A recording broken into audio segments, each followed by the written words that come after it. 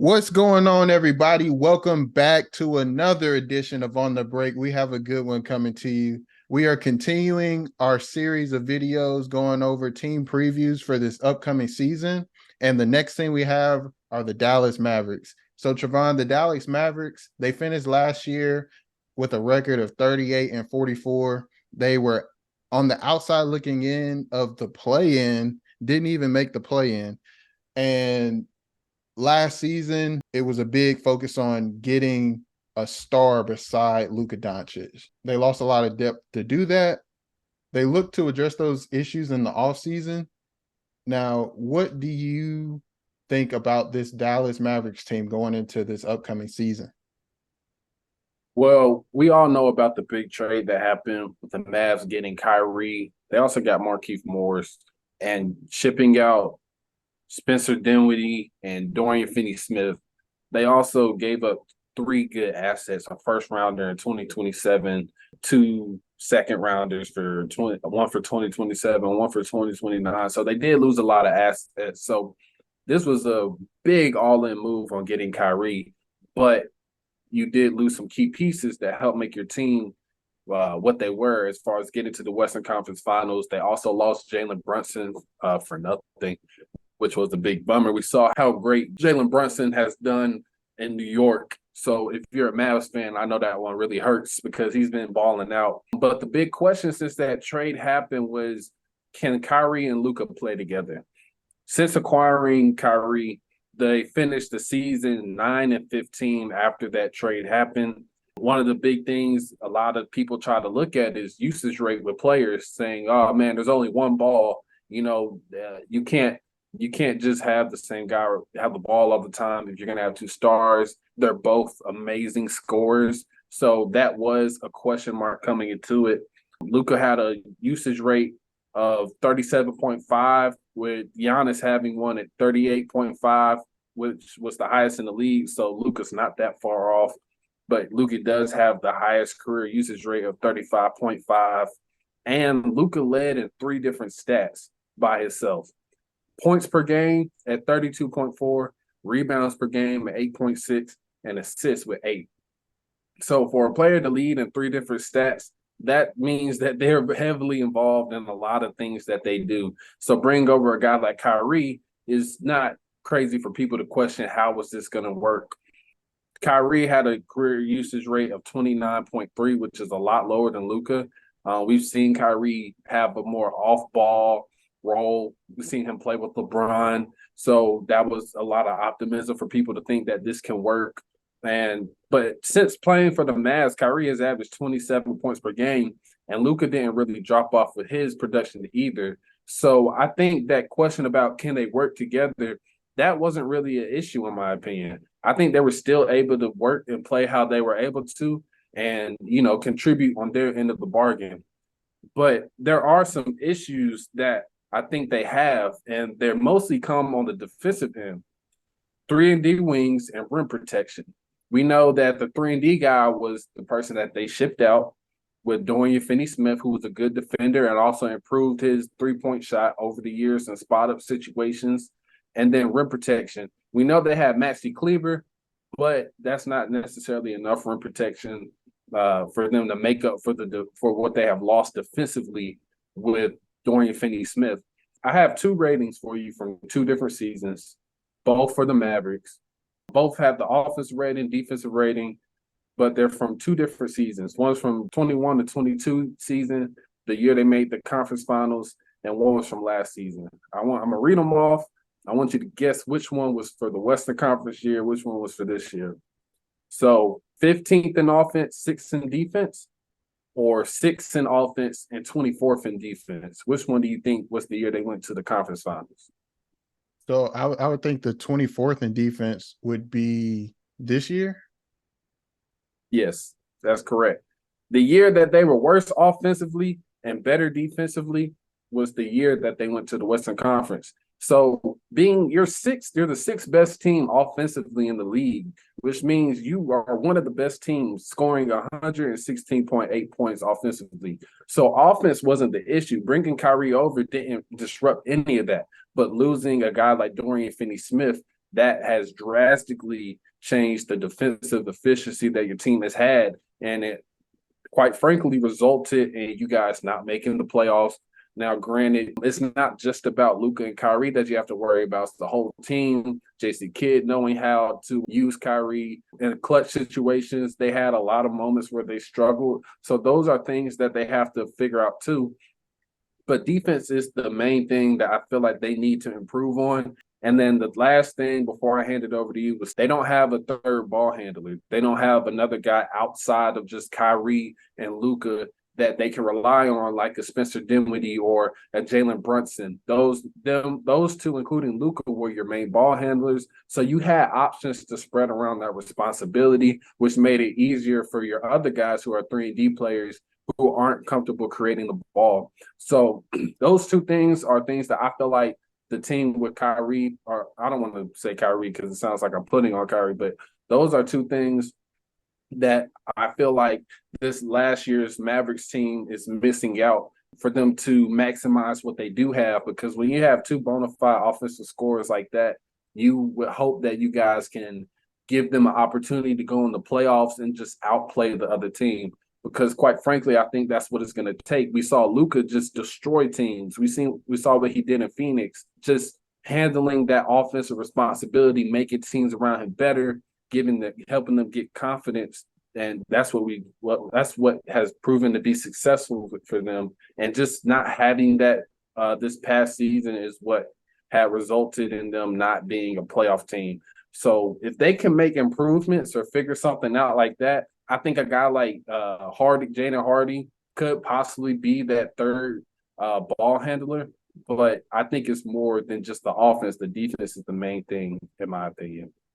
Yeah, Trevon, you brought up some really good points. Going back to what you were saying about a lot of people's concern with Luka Doncic and Kyrie Irving pairing up together and them being able to share the ball or whatever the case may be, that was never a concern for me. Luka Doncic, yes, I kind of get it from his side because he is so ball dominant. But you mentioned he played with Jalen Brunson. Jalen Brunson shared the ball handling responsibilities a lot, and they were able to coexist there. Now, a lot of people say this a lot about Kyrie Irving when he goes to these different teams, and I never understand why. Kyrie Irving is a great basketball player. He's a great offensive basketball player. He's played with LeBron. He's played mostly off the ball and Yeah. had responsibilities of playing on the ball. He played with Kevin Durant and James Harden, where he said, look, James, you be the point guard. I'm gonna be off the ball. Great offense there in the Yeah. short amount of games they played, but still great offense there. And I was not really concerned when he was going to the Dallas Mavericks, where he was Mhm. pairing with Luka Doncic. And the reason why is because Kyrie, again, is a great offensive player. He is a offensive master at this point. He Kyrie, yes, he can do a whole bunch of ball handling and all of that stuff when he needs to. But for the most part, Kyrie is very efficient and he is decisive with his moves and where he wants to get on the floor, the spots he wants to get to, he gets to them very efficiently. If he needs to do more ball handling or whatever the case may be, he can do it. But for the majority of what Kyrie does, he's getting to his spots very efficiently, decisively, and he's scoring the basketball. When you put that beside Luka Doncic, that is just a tandem that is super hard to guard, super hard to stop. So that's something that I wanted to touch on there. But just going off of what you were talking about, what the team needs, I think you hit the nail on the head. It wasn't necessarily more um, creative offense because that's what Luka Doncic and Kyrie Irving have. Yes, they do need another ball handler for if those players go out or whatever the case may be, or both of them are on the or one of them is on the floor. They need somebody to spell that that off Yeah, guard position or whatever the case may be. So yeah, and I think Seth Curry fills in that role. He's a guy that you can run a lot of things for him off ball. He can handle the ball, get you into your offense, and he's one of the best shooters in the league. He goes under yeah, the radar because he is Stephen Curry's brother, or Stephen Curry is his brother, but he's one of the best shooters in the league and he's amazing at it. yeah, And he has done a lot of really good things in terms of his shooting numbers, but also he's played with Kyrie in Brooklyn. And yeah. he also had one of his best years when he played with the Dallas Mavericks a few years ago. Yep. So I think he is going to be a really good addition. You also have Grant Williams, who they picked up from the Boston Celtics. I think he fits a need that they have.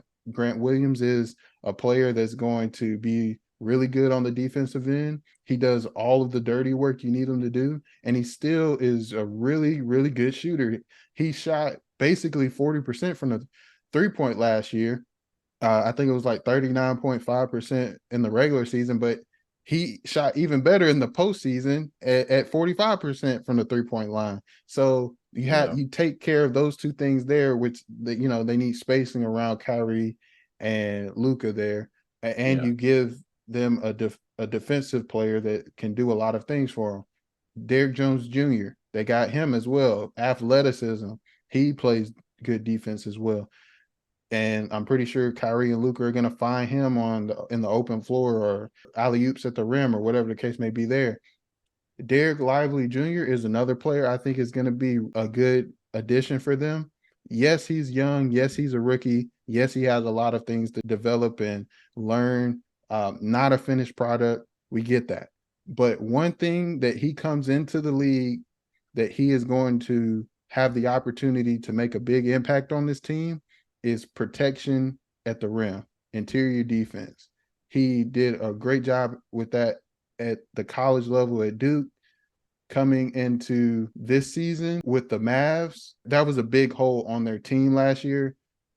Defense, like perimeter defense, yes, they needed that, but they've never really had a rim protector. They didn't have that last year. They've had people like JaVale McGee in the past, Chris Stapps in the past, Tyson Chandler. Tyson Chandler back in the day when they actually won a championship. But in recent memory, they've always kind of been a little undersized in that position. So Derek Lively Jr. is, again, young player, needs to develop, needs to learn some things. But coming into the league, I think he's going to have an opportunity to have a positive impact on the defensive end, protecting the rim this season. You also mentioned Jaden Hardy, which you are the person that brought him to my attention early on in his career. You are the NBA scout that tells me all the young guys that are going to turn out good. So he played very good in limited minutes, made the most of his minutes. He only averaged like 14 minutes a game, but he shot 40% from three, averaged like eight points 8 points a game, I think, or 9 points a game, something like that.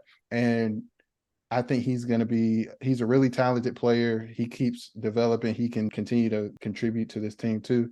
Josh Green, I think has a really good chance to impact this team as well. He averaged 25 minutes a game last year. He was really good in his minutes, and he shot 40% from three last year. Defensively, I think he has some potential there, and that's something that he said himself that he's going to focus on. So, they have a lot of young players that can help out too, but the additions they made, I think they put themselves in a really good position to fill in those gaps in the roster that they had once they traded for Kyrie last year, and probably are going to be even better than when they actually went to the conference finals. So it's going to be fun to watch. I'm glad you did mention Derek Lively. He was a great option for them to pick because, like you mentioned, they don't really need no offensive creation. Really, that what they really needed was like rim protection, like you mentioned, and that's something he has showcased at Duke. His offensive game wasn't that great, but like I said, you don't need too much offense. You just need guys that can protect the rim and finish passes, finish lobs. He's very athletic. So I think that was a great pick. And hopefully he can address that issue of rim protection Hopefully he can stay on the floor, that he can catch on to things quickly, because we know it's not just about talent, especially as a rookie, is how quick can you catch on to defensive schemes? Can you do what the coach is asking you to do? Can you hold your own out there? Because it's a grown man's sport. So hopefully he can fill in that void that they need, because if you're not going to have that wing and perimeter defensive ability, then the paint is very important to back up those guards who will probably get beat a lot more often.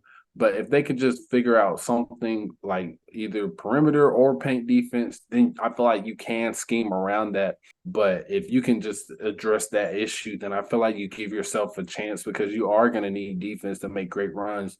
Because, like the other teams we mentioned, their offensive talent can honestly just be as effective as yours can. Maybe not two high-end stars on that same level, but across the board, they may have more shot creators, better shooters, different options from the inside outside. So you need to have some type of resistance defensively and allow your offense to just overtake theirs and overwhelm them with the two stars that you have. So I do feel like if they can get that right and figure out something with the third ball handler, then I think they have a very good opportunity.